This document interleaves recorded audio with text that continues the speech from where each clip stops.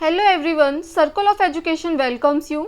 हम forms of literature की series कर रहे हैं जिसमें हम कर रहे हैं फॉर्म्स ऑफ ड्रामा, यानी ड्रामा कितने टाइप के होते हैं, ड्रामा के कितने प्रकार हैं, जिसमें अब तक हम ट्रेजिडी और कॉमेडी और उनके टाइप्स को बहुत ही डिटेल में डिस्कस कर चुके हैं।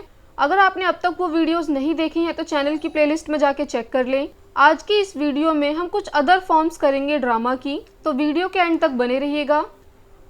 और वीडियो पसंद आए तो वीडियो को लाइक करें। ये सीरीज़ आपको कैसी लग रही है कमेंट सेक्शन में बताएं। चैनल पे नए हैं तो चैनल को सब्सक्राइब करें। चलिए आज के इस वीडियो को हम शुरू करते हैं।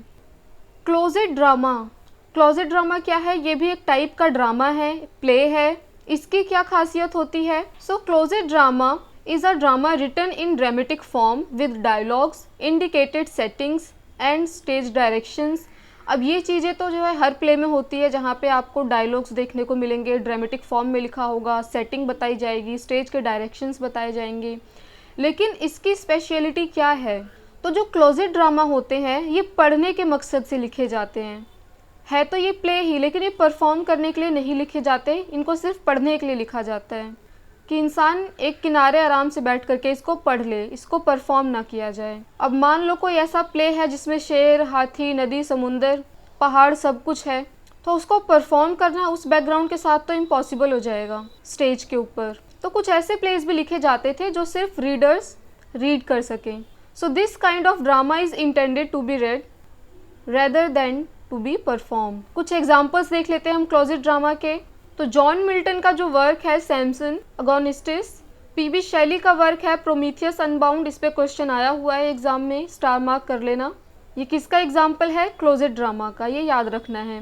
और थॉमस हार्डी का वर्क है डायनेस्ट। तो ये किसके एग्जाम्पल है? सारे क्लोजेट ड्रामा के। ये सारे ड्रामा हैं और क्लोजेट ड्रामा की कैटेगरी में ये आते हैं। चलिए मूव करते हैं नेक्स्ट टाइप ऑफ ड्रामा की तरफ, जो है फार्स। फार्स क्या है? ये भी एक टाइप का ड्रामा है और इसकी क्या डेफिनेशन आई थी एग्जाम में, पहले हम वो देख लेते हैं। तो farce is a type of comedy in which ridiculous and often stereotype characters are involve in silly far fetched situations. यानी ये क्या है? फार्स एक तरीके से कॉमेडी है और इसमें कैरेक्टर्स को बहुत ज़्यादा स्टीरियोटाइप करके दिखाया जा रहा है और उनको बहुत ज़्यादा सिली सिचुएशंस में डाला जा रहा है और उनसे उल्टे सीधे काम करवाए जा रहे हैं। फार्स जो होता है एक अलग से अपना प्ले नहीं होता है, इसको एक फुल प्ले के अंदर इंसर्ट किया जाता है। जैसे हमने इंटरल्यूड का एग्जाम्पल देखा था कि वो ब्रेक में प्ले किया जाता था, वैसे ही फार्स क्या है कि एक फुल प्ले के अंदर जो है हमें फार्स देखने को मिलेगा। फार्स को लिखने का पर्पस क्या होता था? It is written to reduce tension.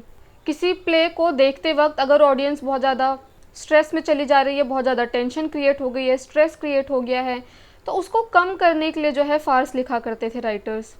और किसको प्लीज़ करने के लिए लिखते थे? लोअर क्लास जो होती थी ऑडियंस की। इस पे क्वेश्चन बन चुका है कि ये टेंशन रिड्यूस करने के लिए होता था, फुल प्ले में इसको इंसर्ट किया जाता था और ये लोअर क्लास की ऑडियंस को प्लीज़ करने के लिए लिखा जाता था।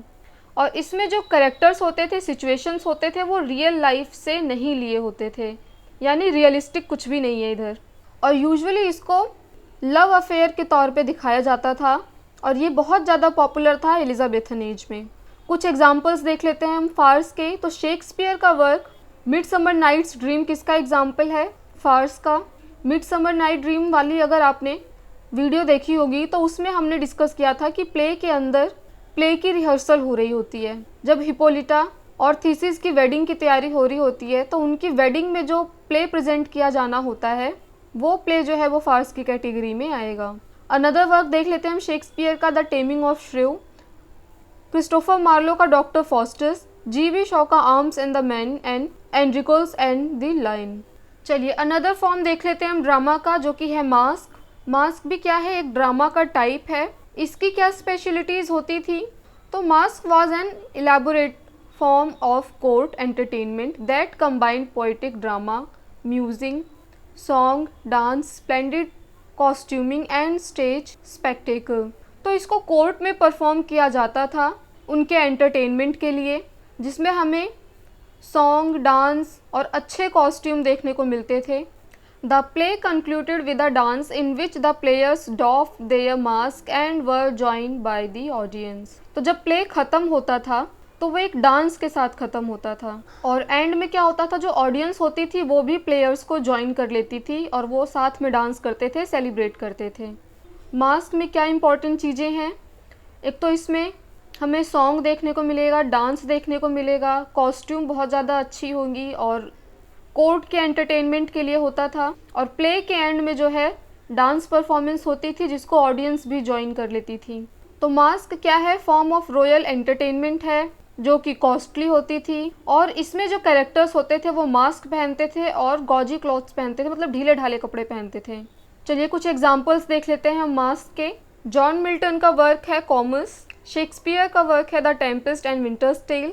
टेम्पेस्ट को हमने बहुत ही डिटेल में डिस्कस किया है। तो जब हम टेम्पेस्ट पढ़ रहे थे तो आपको याद होगा कि प्ले के एंड में हमने सेलिब्रेशन दिखाया था। प्ले के एंड में क्या था, सेलिब्रेशन था।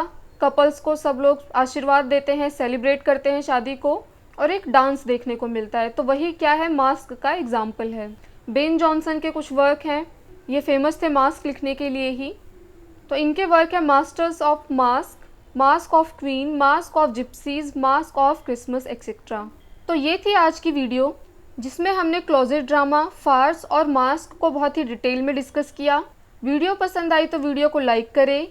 आपको ये सीरीज़ कैसी लग रही है कमेंट सेक्शन में बताएं। चैनल पे नए हैं तो चैनल को सब्सक्राइब करें। Thanks for watching this video.